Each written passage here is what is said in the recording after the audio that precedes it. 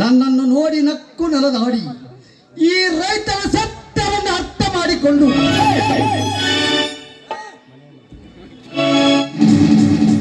ಆನಂದ ತುಂಬಿ ರೈತರ ಹೆಸರು ನಾಡಿನ ಉಸಿರಾಗಲಿ ಎಂದು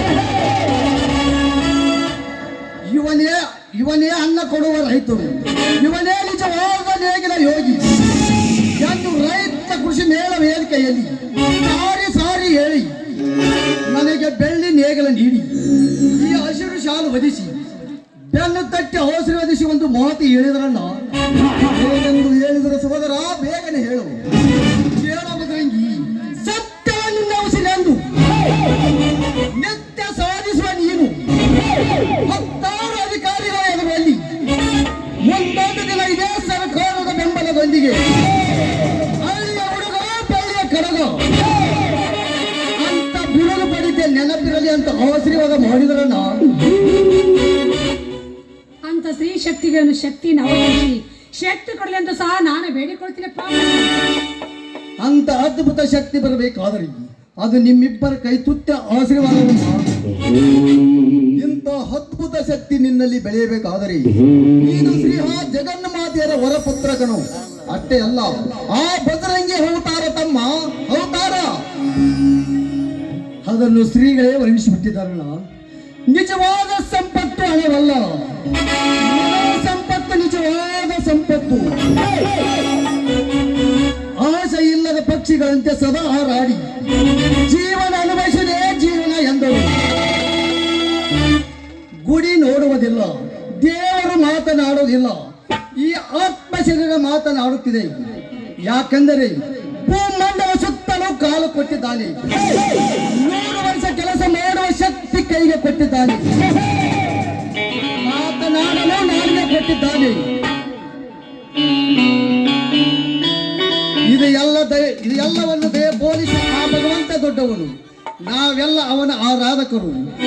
ನಿಜವಾದ ಅನ್ನ ಕೊಡುವ ರೈತರೇ ಸಾಹುಕಾರ ಎಂದು ವರ್ಣಿಸಿಬಿಟ್ಟಿದ್ದಾರಣ್ಣ.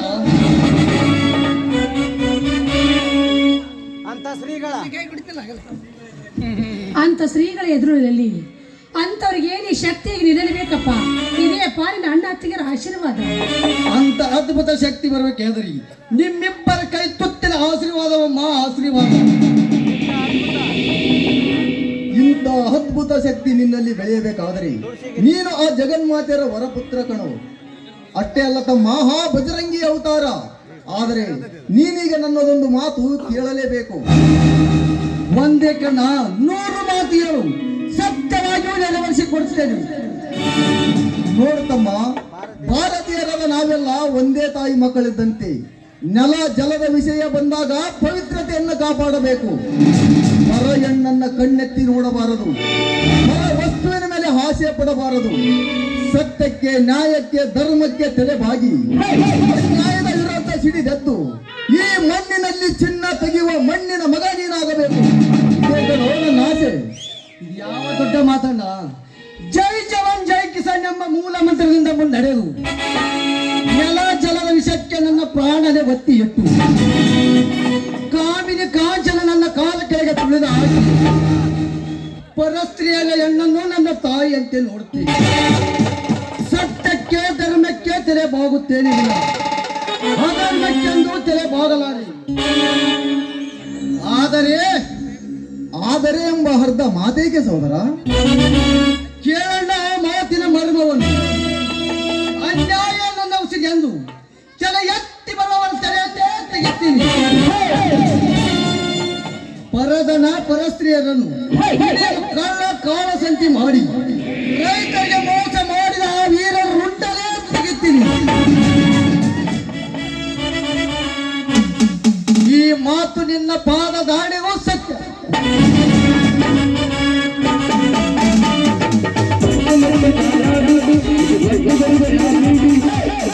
ಮತ್ತು ಈ ಪವಿತ್ರ ಮಣ್ಣಿನ ಬೇಲಾಣೆ ಮೆಚ್ಚಿದ ಸಹೋದರ, ಈ ನಿನ್ನ ನಿಚ್ಚಳವಾದ ಮಾತಿಗೆ ಬಾಯಿಲಿ ಈ ಜನರು ಮೆಚ್ಚಿ ಬೀಳುವಂತೆ ನನ್ನನ್ನು ಬಿಗಿದಪ್ಪಿ ಹಾಡುವ ಈ ಜನ ಮೆಚ್ಚಿಗೆ ಪದವನ್ನು. ಆಯ್ತಪ್ಪ ಮೈದನ, ಹೊಡೆದು ಹೋದ ಸಂಸಾರದಿಂದ ಈ ನನ್ನ ಹಾಡಿನಿಂದ ಯಾವಾಗಲೂ ಒಂದಾಗುತ್ತದೆಯಪ್ಪ ಈ ನಮ್ಮ ಸಂಸಾರ. ನಿಮಗೋಸ್ಕರ ಹಾಡುವೆ,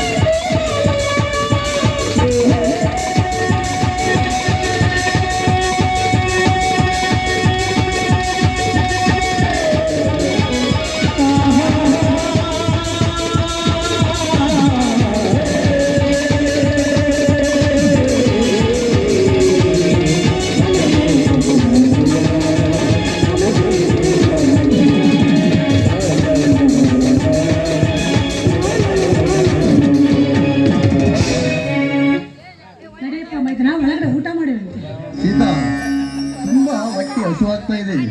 ನಡೆಯ ಮೊದಲು ತಮ್ಮನಿಗೆ ನೆದರು ತೆಗೆದು ನಮ್ಗ ಊಟ ಬಡಿಸು ನಡಿ. ನಡ್ರಿ ಹಾಗಾದ್ರೆ ಒಳಗಡೆ. ನಿನ್ನೆದು ಚಿಕನ್ ಮಟನ್ ಒಳಗಡೆ ಊಟ ಮಾಡ್ಯಾರ. ಮಾಡಿದ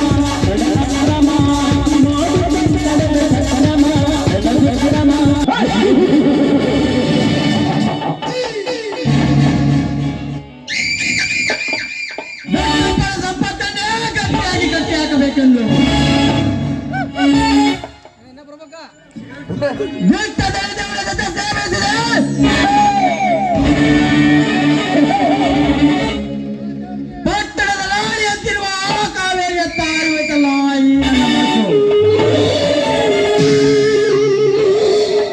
ಆಹಾ ಏನವಳ ಸೌಂದರ್ಯ, ಏನವಳ ಹಾವಭಾವಗಳ ಭಂಗಿ,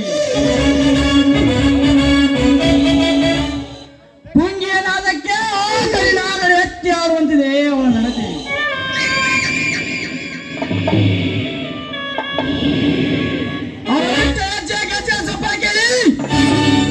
ಮನೆ ಮಾಡಿ ನಿಂತಿದೆ ಈ ರಸಿಕರ ಹೃದಯ ಆಕಾಶದಲ್ಲಿ.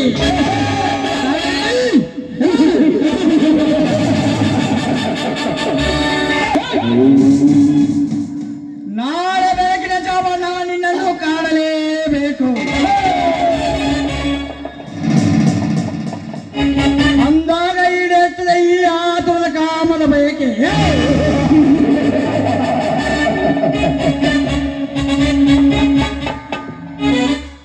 ಇದೇ ಬಯಕೆಯಲ್ಲಿ ಬಾಯಿ ತೆರೆದು ಕುಳಿತಿರುವ ಆ ಬೆಟ್ಟಪ್ಪನ ಹಾಸಿಗೆ ಕಣ್ಣಿಗೆ ಮೆನ್ನೆಚ್ಚಿ ನನ್ನ ದೋಷವ ಪಾತ್ರೇದಾತ್ಸರಪಡೆಯಿಂದ ಬೆಟ್ಟದೆತ್ತರ ಬೆಳೆದಿದ್ದರೆ ಅವರ ಸಂಪತ್ತನ್ನೇ ಕಟ್ಟಿ ಗಮನಿಸಿ. ಈ ಮಾನ್ಯ ದಿಟ್ಟ ಮಹಾರಾಜನಾಗಿ ಬೆಳೆದಿದ್ದರೆ ನನ್ನ ಹೆಸರು ಶ್ರೀಲೋಲ ಮುನಿರತ್ನವೇ ಅಲ್ಲ.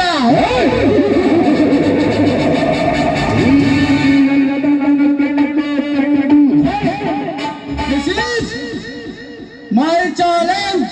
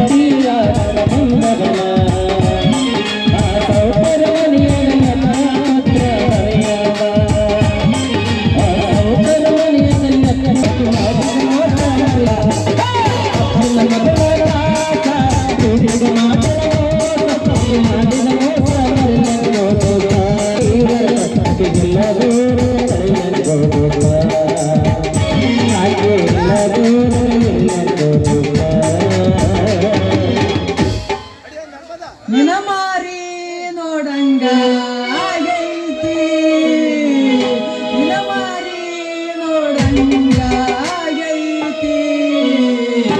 ಏ ಹುಡುಗಿ ಎಲ್ಲಿ ಸಿಗತಿ ನಿನ ಜೋಡಿ ಮಾತಾಡೋಕೆ, ಏ ಹುಡುಗಿ ಎಲ್ಲಿ ಸಿಗತಿ ನಿನ ಜೋಡಿ. ಡಾಕ್ಟ್ರಿಗೆ ಕೆಲಸ ಅತಿ ಮಲೇರಿಯಾ ಆಗಿ ಪೇಷಂಟ್ ನೋಡಿ ಕಣ್ಣಿಗೆ ನಿದ್ದಿಲ್ಲ, ಹೊಟ್ಟಿಗೆ ಮುದ್ದಿಲ್ಲ, ಸಾಕ್ ಬೇಕಾಗೋಯ್ತ್ರಿ ನನ್ನ ಜನ್ಮಕ್ಕ. ಸೂಜಿ ಹಿಡಿದು ಸೂಚಿ ಮೈ ಸೋತ್ ಬೆಚ್ಚಗಾಗೋದ.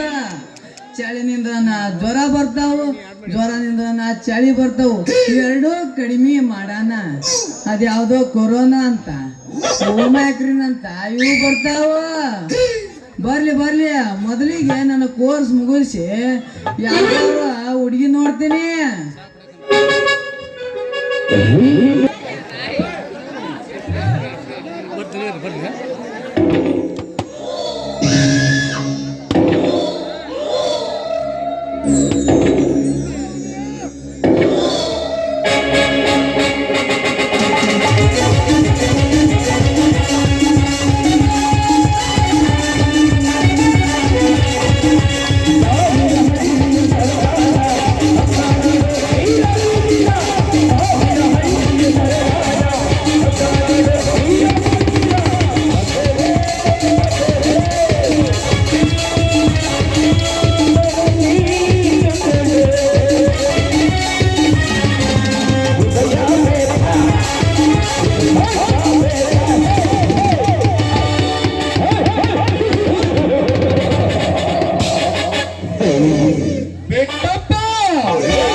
ಇವರಿಗೆ ರೌಡಿತನ ಮಾಡುವರೆಲ್ಲರಿಗೂ ಅಂತ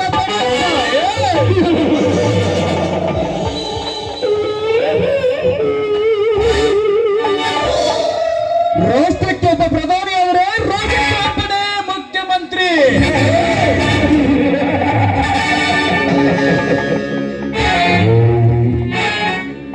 ಹಾಗಂತ ಈ ನಾಡಿಗೆ ನಾನೇ ಶ್ರೀಮಂತ ಅಪ್ಪ ಎನಿಸಿಕೊಳ್ಳಬೇಕಾದ್ರೆ ಕೊಲೆಯಾಗಿ ನಿನ್ನೆ ಎತ್ತಿ ಮತ್ತು ತಂದಿರುವ ರಘುಪತಿ ಕೊಲೆ ಆಗ್ಲೇಬೇಕು.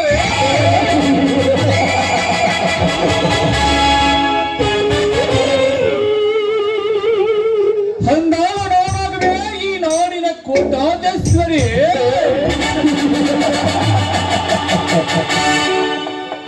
ಆಗ ಅವನೆಲ್ಲ ವಿದ್ಯಾಸಂಸ್ಥೆಗೆ 20 ವರ್ಷದಿಂದ ನನ್ನವನ ಸ್ನೇಹ ಸಂಬಂಧದಲ್ಲಿ ಇರಿಸಿಕೊಂಡವರ ಪ್ರೀತಿಗೆ ಅವನೆಲ್ಲ ಆಸ್ತಿಗೆ ನಾನು ಅಧಿಪತಿ ಆಗದಿದ್ದರೆ ನಾನು ಬೆಟ್ಟಪ್ಪಗೌಡನೇ ಅಲ್ಲ.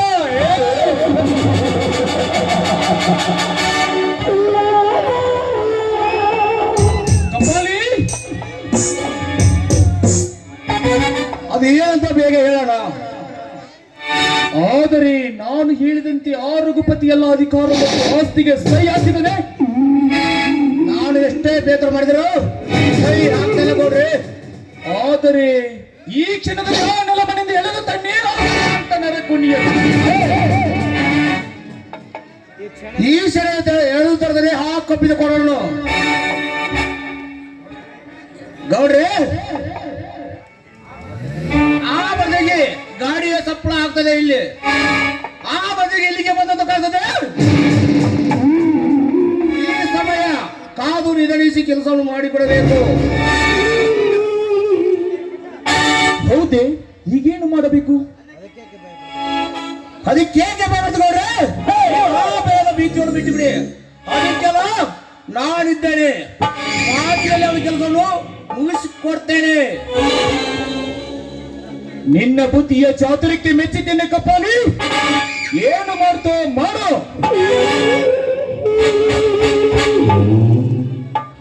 ನಮಸ್ಕಾರ ಗೌಡ್ರೆ. ನಮಸ್ಕಾರ. ನನ್ನ ಪರಮ ಸ್ನೇಹಿತನ ಮಗ ಸುಧಾಕರ್. ಬಾ ಮಗ, ಯಾಕೋ ಕಾಲೇಜಿಗೆ ಹೋಗುದು ಬಿಟ್ಟು ನನ್ನಲ್ಲಿಗೆ ಬಂದಿದ್ದೀಯ? ನನ್ನಲ್ಲಿ ಏನಾದ್ರೂ ಅರ್ಜೆಂಟ್ ಕೆಲಸವನ್ನಾದ್ರೂ ಇತ್ತೆ ಹೇಳು. ಮೊನ್ನೆ ಮೈಸೂರಿನಲ್ಲಿ ನಡೆದ ಕೃಷಿ ಮೇಳಕ್ಕೆ ನಿಮ್ಮ ಜೊತೆ ಹೋದ ನಮ್ಮ ತಂದೆರು ಇನ್ನೂ ಮನೆಗೆ ಬಂದಿಲ್ಲ ಗೌಡ್ರಿ. ಯಾಕಂತೂ ಕೇಳಲು ಬಂದೆ. ಅಯ್ಯೋ ಪಾಪ, ಇನ್ನೂ ಬಂದೇ ಇಲ್ಲವೇ? ಆ ಕೃಷಿ ಮೇಳಕ್ಕೆ ನಾವು ಇಬ್ಬರು ಹೋಗಿದ್ದು ನಿಜ. ಸಮಾವೇಶ ಮುಗಿದ ತಕ್ಷಣ ಕೃಷಿ ಸಚಿವರ ಮನೆಗೆ ಹೋಗಿ ಬರ್ತೀನಂತ ನನಗೆ ಹೇಳಿ ಹೋದರು. ನಾನು ಅವತ್ತೇ ವಾಪಸ್ ಇಲ್ಲಿಗೆ ಬಂದು ಬಿಟ್ಟ. ಅವರ ವಿಷಯ ನನಗೆ ಇನ್ನೂ ತಿಳಿದಿಲ್ಲ. ಕಪಾಲಿ, ಬೇಗನೆ ಸಚಿವರಿಗೆ ಫೋನ್ ಮಾಡಿ ತಿಳಿದುಕೋ.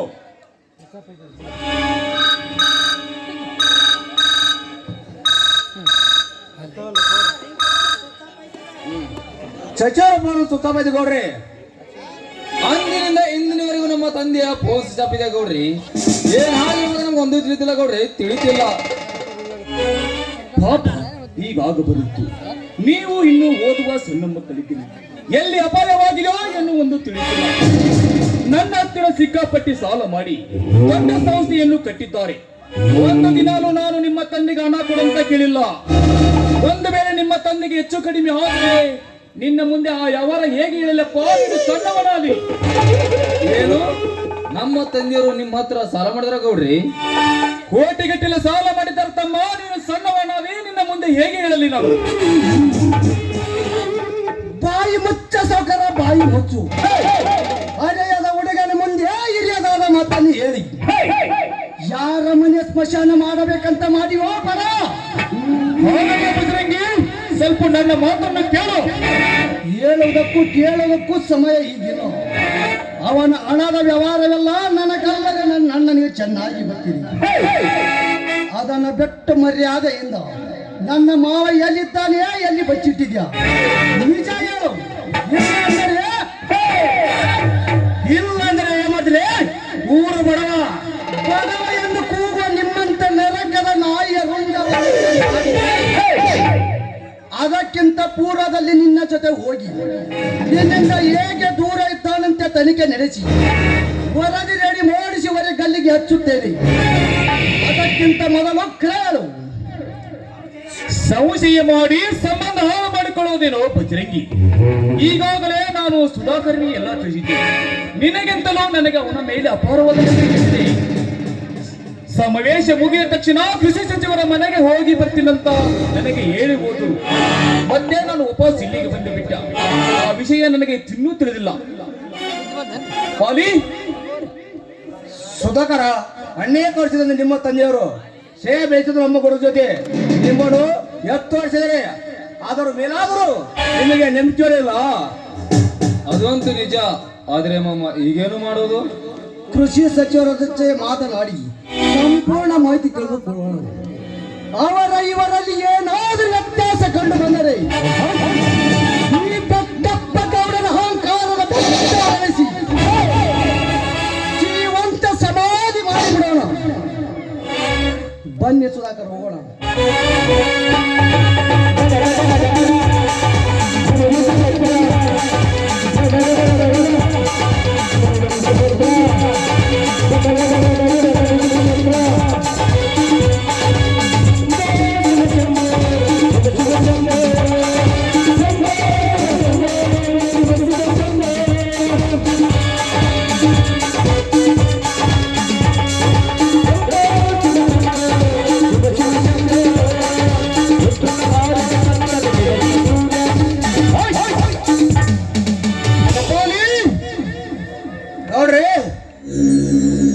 ಎಡೆ ತುಳಿದ ಹೊರಗಾವಿಯದ ಹಾವಿನಂತೆ ರೋಷಾವಿ ಮುಸುಗೂಡುವ ಬಜರಂಗಿ. ಹೆಚ್ಚು ಕಡಿಮೆ ಆದರೆ ನಮ್ಮನ್ನು ಕಚ್ಚಲೇ ಬಿಡಲಾರೆ.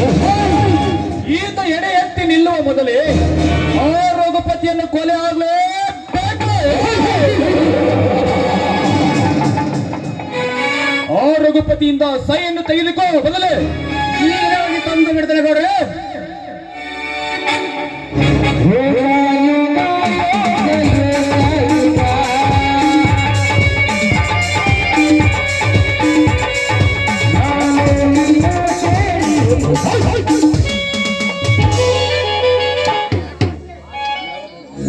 ಆಸೆ, ದುರಾಸೆ, ಅಲ್ಲಲ್ಲಿ ಶ್ರೀಮಂತನಾಗಬೇಕೆಂಬ ಲಾಲಾಸೆ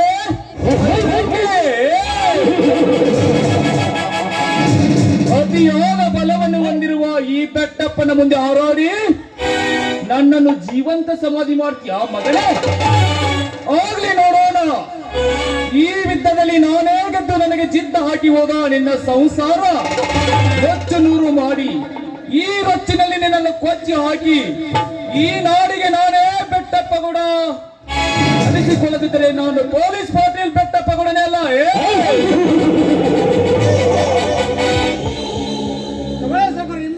ನಿಮ್ಮ ಸೇವೆ ಗುರಿಯೇನು?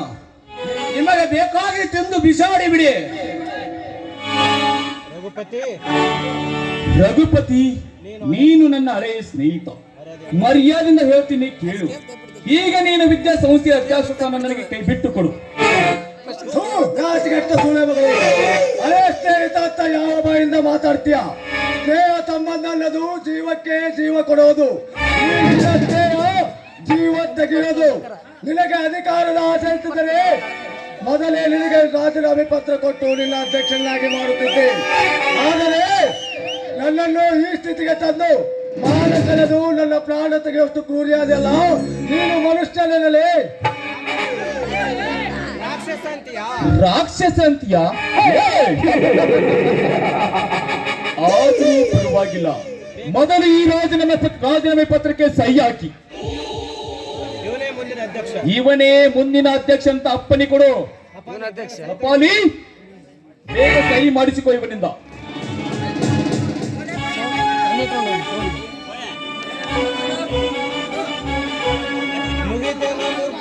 ಮುಗಿಯುತ್ತಲೇ ಮೂರ್ಖ, ನನ್ನನ್ನು ಬಿಟ್ಟು ಬಿಡು. ನನ್ನ ಒಬ್ಬನೇ ಮಗ ಒಬ್ಬನೇ ಮಗಳು ಅಣ್ಣನಿಗೆ ಅಳುತ್ತಿರಬೇಕು. ಬಿಟ್ಟು ಬಿಡು ನನ್ನನ್ನು. ನನ್ನ ಕೆಲಸ ಇನ್ನೂ ಮುಗಿದಿಲ್ಲೋ ಗೆಳೆಯ. ಅಣ್ಣ ನೀರಿಲ್ಲದ ಅಳವ ನಿನ್ನ ಮಕ್ಕಳ ಜೀವನ ಪೂರ್ತಿ ನಗಬೇಕಾದರೆ ನಿನ್ನ ಜೇಂಟಿಲ್ಲ ಇಬ್ಬರ ಮಕ್ಕಳ ಜೀವನ ಪೂರ್ತಿ ಅಳಬೇಕಾಗುತ್ತದೆ. ಎಚ್ಚರ. ಮೋಸಗಾರ ಬೆಟ್ಟ, ಅದಕ್ಕೂ ಕೈ ಹಾಕಿದೆಯಾ? ನನ್ನನ್ನು ಒಬ್ಬ ಹಣ ಹುಟ್ಟಿನ ತಮ್ಮನಂತೆ ನಂಬಿದ್ದೆ. ಆದರೆ ನೀನು ನಂಬಿಕೆಯ ದ್ರೋಹಿ. ನಾನು ಸಹಿ ಮಾಡಲಾರೆ.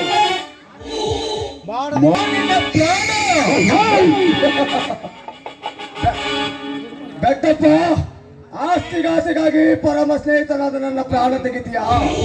ದುಷ್ಟ ಸುಧಾಮನ ಚರಿತ್ರೆ ತಿಳಿದು ಮರೆತಿದೆಯಾ? ನನ್ನ ಸಹಾಯದಿಂದಲೇ ಅನೇಕ ಸಂಪತ್ತು ಸಾಧನೆ ಮಾಡಿ ಶ್ರೀಮಂತನಾಗಿ ನನಗೆ ಈ ಶಿಕ್ಷೆ ಕೊಡುತ್ತೀಯಾ? ತಾರೋ ಅಬಣ್ಣನ್ನು.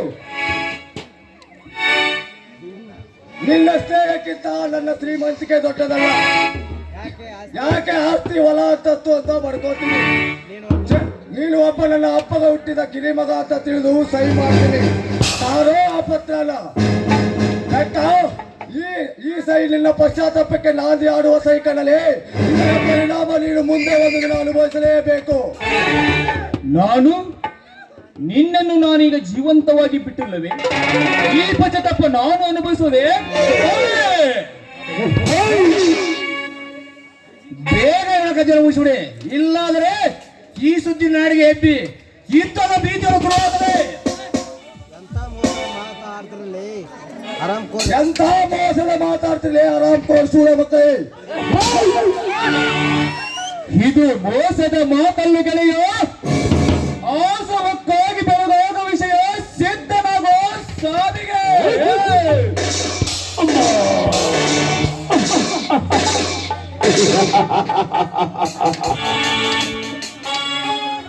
ಅಮ್ಮ ಸುಧಾಕರ ಕಾವೇರಿ, ಲೇ ಮಿತ್ರ ದ್ರೋಹಿ ಬೆಟ್ಟ, ಈಗ ನೀನು ನನ್ನನ್ನು ಕೊಂದು ಬೀಗುತ್ತಿರಬಹುದು. ಆದರೆ ಮುಂದೆ ಒಂದು ದಿನ ನಿನ್ನನ್ನು ಕೊಂದು ಬಿಸಿ ರಕ್ತ ಕುಡಿಯೋ ದಿನ ಬಂದು ನಿನ್ನ ಕುರಿ ಹಾಲು ಉಂಡು ಗಂಡು ಗಚ್ಚಾಗಿ ಪದರಂಗಿ ಅವತಾರವೆತ್ತಿ ಹಳ್ಳಿ ಹುಡುಗ ಬೆಳ್ಳಿ ಕಡಗಲೆತ್ತಿ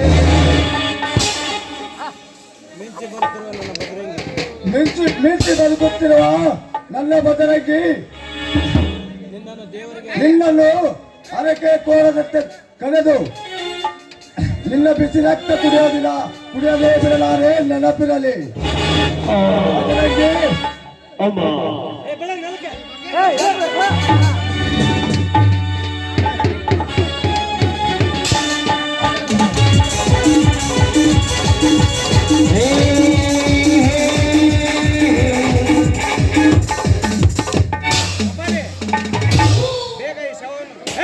ಕಪಾಲಿ, ಬೇಗ ದೇಶವನ್ನು ನೆಲಮನೆಗೆ ಹಾಕಿ ಮುಚ್ಚಿಬಿಡು. ಆಯ್ತು ನೋಡ್ರಿ, ನಮ್ಮಿಬ್ಬರಿರುತ್ತು ಯಾರಿಗೆ ಗೊತ್ತಾಗಬಾರದು. ಆಯ್ತು ನೋಡ್ರಿ, ಆಯ್ತು.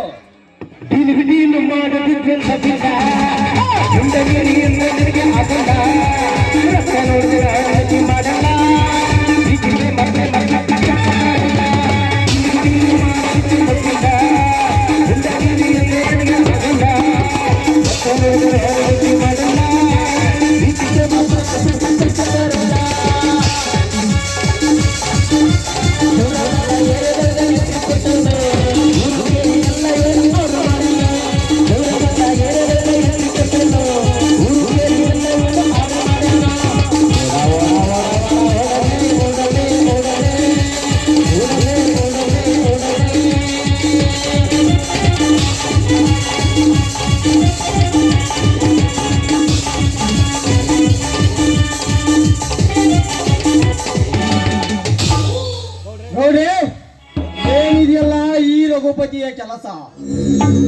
ಅದು ಎಲ್ಲ ಎಡವಟ್ಟಾಗಿ ಹೋಯಿತು. ಪರಮ ಸ್ನೇಹಿತನ್ನು ಕೊಂದಿದ್ದು ಮಹಾ ಅಪರಾಧವಲ್ಲವೇ? ಅಪರಾಧ ಅದು ನಿಜ. ಆದರೆ ನೀನು ನನ್ನವನಾಗಿ ಕೊನೆಯ ತನಕವಿದ್ದರೆ, ನೀನು ನನ್ನ ಪರಮ ಸ್ನೇಹಿತನಾಗಿ ಬಾಳಿದರೆ, ನಾನು ಗಳಿಸಿದ ಸರ್ವ ಆಸ್ತಿಯಲ್ಲಿ ನಿನಗೊಂದು ಪಾಲು ಕೊಡುತ್ತೇನೆ. Okay okay okay. ರೋಗಿ ಬಯಸಿದ್ದು ಅದೇ, ಡಾಕ್ಟರ್ ಹೇಳಿದ್ದು ಅದೇ. ಹಾಗಾದರೆ ಬನ್ನಿ ಒಳಗಡೆ. ಕಪಾಲಿ, ಈ ಶವನ ಅದೇ ನೆಲಮನೆಗೆ ಹಾಕಿ ಮುಚ್ಚಿದ್ದು. ಮುನಿರತ್ನನ ಬಾಲು ನಿನಗೊಂದು ಬಾಲು ಕೊಡುತ್ತೇನೆ. ಚಾಮುಂಡಿ ತಾಯಿಯಾಗಿ